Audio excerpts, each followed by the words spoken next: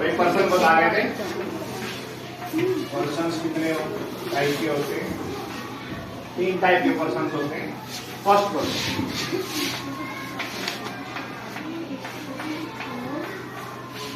Person मैंने क्या बताया? पहला किसको बोलते हैं? मैं, प्लूरल हम। सबसे पहला हम पहला किसको मानते हैं? खुद को मानते हैं, तो आई एंड वी। तो फर्स्ट पर्सन हो गया आई, और वी है इसका प्लूरल। सेकंड पर्सन दूसरा, सामने वाला जो है, जिससे 2 आदमी बात कर रहे हैं, सामने वाला जो है उसको मानेंगे सेकंड। तो सेकंड कौन है? हमारे सामने तुम बैठे हो, हम तुमसे बात कर रहा हूं, तो क्या कहेंगे? तुम। हिंदी में तुम, इंग्लिश में यू।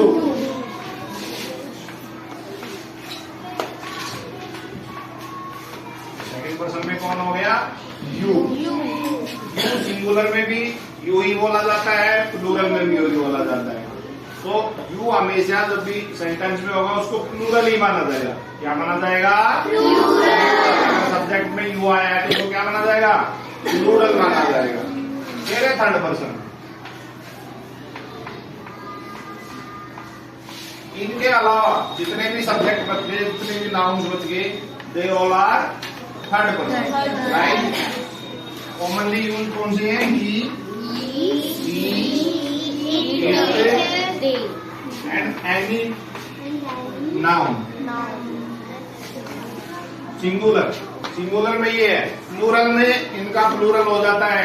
नाउन एक है तो सिंगुलर माना जाएगा, कोई नाम है एक है तो सिंगुलर, 2 है तो प्लूरल हो गया, 2 से ज्यादा है तो प्लूरल, मोर देन 1 होते क्या हो जाता है?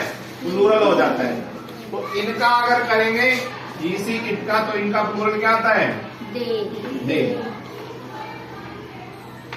तो हम बात कर रहे थे कि एस कब लगता है? जब सब्जेक्ट थर्ड पर्सन सिंगुलर हो।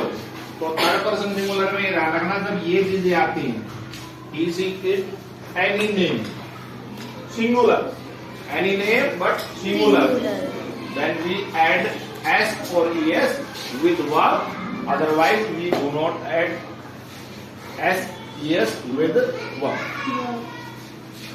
तो ये हमारे हो गए पर्सन्स कवर्ड इसमें सारे, ठीक है? याद रहेंगे?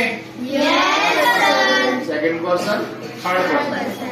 एक लड़की है, अंकिता है, मैं इसको कह रहा, अभी हम एक सेंटेंस कर रहे थे, शी राइट्स ए लेटर। अगर मैं कहूं अंकिता राइट्स ए लेटर, बस क्या है भाई? ये नोट कर लिए? Yes sir.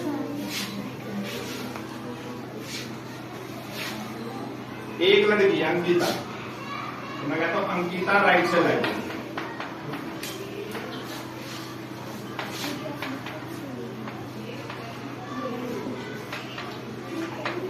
यहाँ तुम देख रहे हो वर्ब के साथ ईएस लगा है, एस लगा है, ये ऑलरेडी पहले लगा हुआ है तो एस फिर सिर्फ लगाना होता है।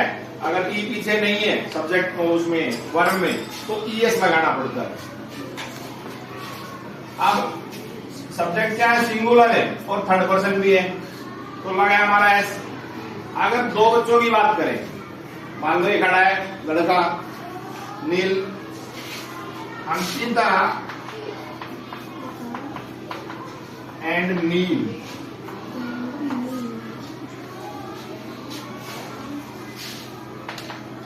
write a letter।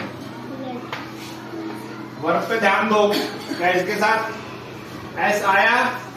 No sir. क्यों नहीं आया? क्योंकि ये सब्जेक्ट प्लूरल बन गया है, सब्जेक्ट प्लूरल बन गया है। अगर subject singular and third person होता है तो वर्ब के साथ एस और ईएस आता है।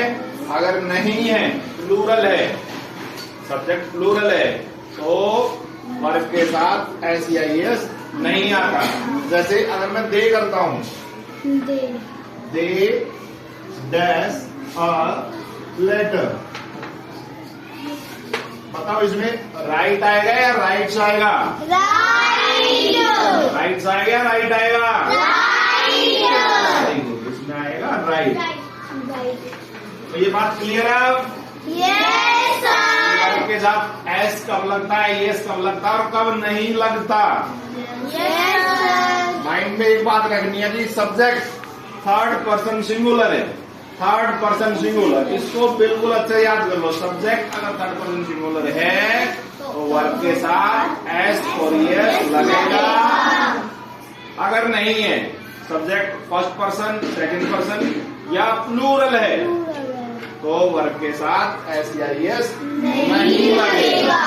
It is clear? Yes, sir. Okay.